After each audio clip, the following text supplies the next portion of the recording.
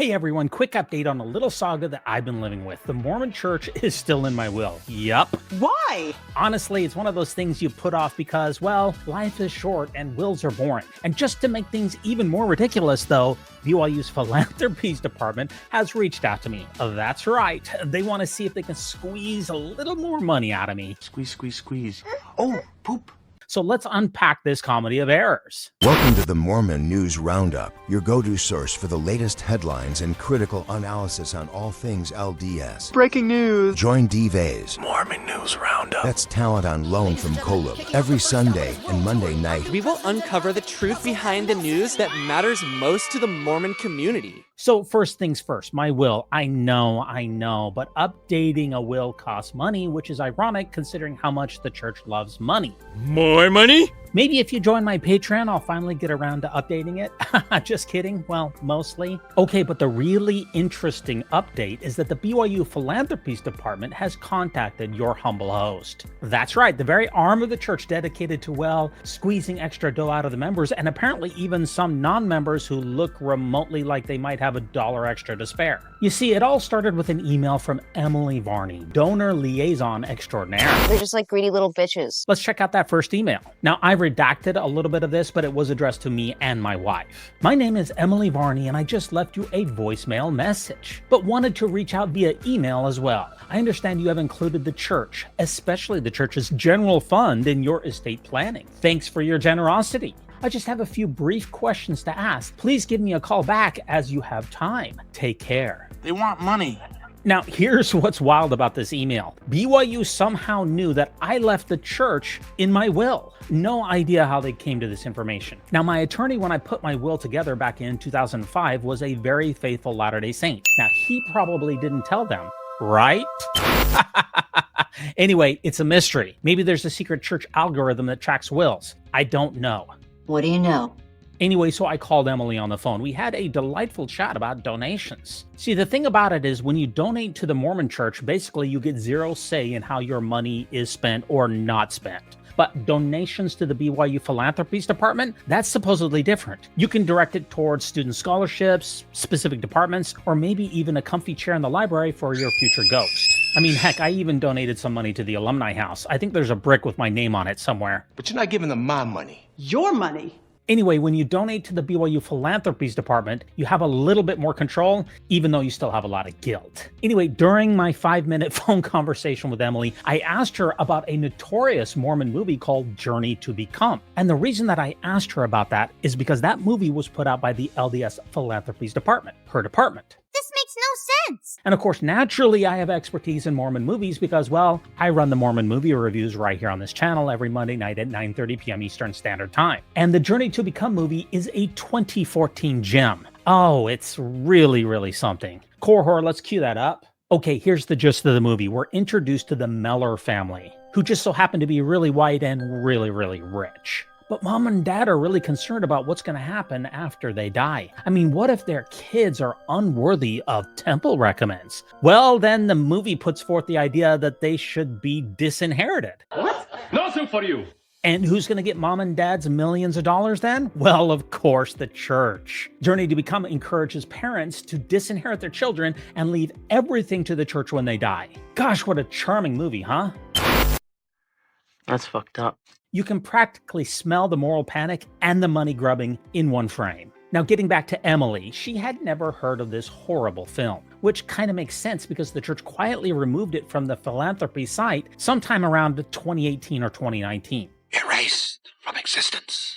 Anyway, I sent Sister Varney the Internet Archive version of this classic and my own review of this film right here on this channel, because someone needs to preserve that dumpster fire for posterity. I was really wondering whether she was going to watch my review, but I was delighted when she said that she did. Going back to the emails, I just left you a voice message and I would love to visit with you. I've collected some additional information about the video you shared with me. Please call me back and I'd love to fill you in. So call me maybe. You know, Emily is actually starting to grow on me in a weird way.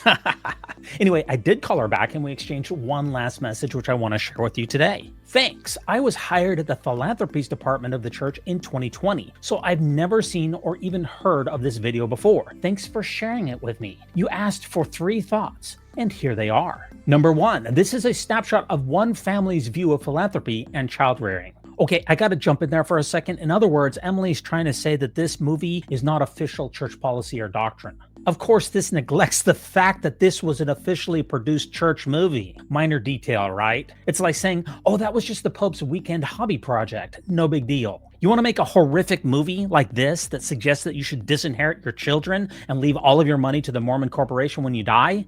Own it. Owns that. He owns it. Okay, back to the email. Number 2, it's interesting to me that it focuses on a family humanitarian trip. The church doesn't actually sponsor trips like these, though many of our charitable partners do coordinate mission trips. I'm not surprised at all that the LDS Church chose this well-to-do family for this particularly greedy message. The Meller family is insanely wealthy, and the church always wants to highlight the prosperity and wealth of its members. It's classic Mormon messaging. Be righteous, and maybe you'll get rich too. Now, I get a lot more in-depth in my actual movie review, which I'll spare you right now, but suffice it to say, the bad messaging in this film is loud, clear, and deeply troubling.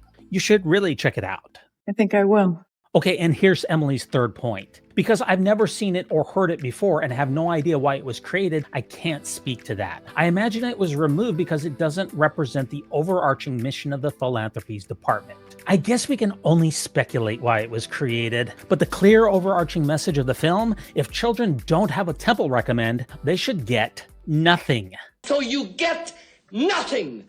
And in contrast to what Emily says, I think that this horrific film perfectly encapsulates the Philanthropies Department's mission. Get as much money as possible from members, and quite frankly, even from non-members. If you go back to my review of the film Where No Flag Burns, you will see how the church reaches out to non-members for donations too. Anyway, saying the quiet part out loud, Emily, is horrifying. Journey to Become is a dumpster fire. It's moral panic meets capitalism, all wrapped up in a 40-minute disaster. Dude, that movie sucked.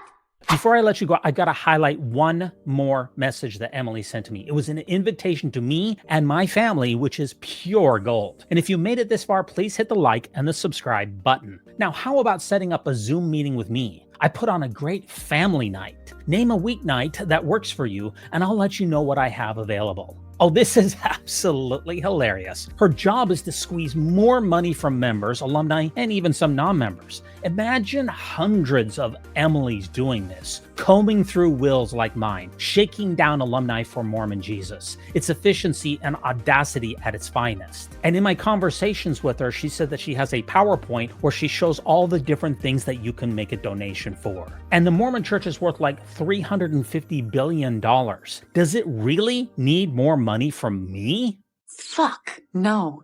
Anyway, so here we are. I haven't updated my will, yet the church knows that I'm leaving Mormon Incorporated some cash. What's even more funny is that I haven't updated my address with BYU, and yet they still know where I live. The monthly magazines keep coming, and I do read them from time to time, because if you're going to be tracked, you might as well enjoy it. Okay, now this is where you come in. Let me know what you think. My will, BYU Philanthropies, Journey to Become, and the absurdity of this entire saga. And seriously, keep an eye on your own wills because apparently the church has eyes everywhere. Oh, and if this video gets to 10,000 views, I'll reveal exactly how much money I promise to give the church after I die. Always think celestial, and remember, no unhallowed hand can stop the Mormon News Roundup from progressing. I don't know who you are. I don't know why you haven't subscribed, but what I do have is a very particular set of podcasting skills. Skills I've acquired over a very long career. Skills that make me a nightmare for people like you. If you click the like button now, that'll be the end of it. I will not look for you. I will not pursue you. But if you don't, I will look for you. I will find you. And I will kill you.